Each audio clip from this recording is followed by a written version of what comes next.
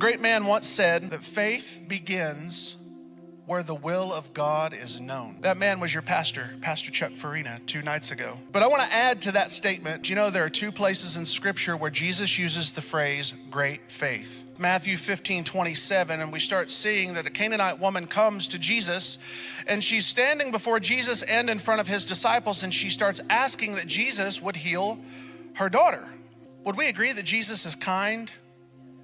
So this Canaanite woman is there and she's begging on behalf of her daughter. I don't know exactly what her demeanor is in this moment. We don't really get anything, but we know that she's desperate because she's went to a Jewish teacher and she isn't a Jew.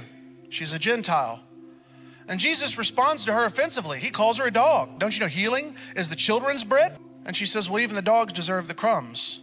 And Jesus responds, you have great faith. And it's clear that he's responding for their benefit. And they're trying to get her to go away, and she is still trying to talk to Jesus. Do you know what Jesus was doing? He was giving them a lesson in the lack of their faith. What?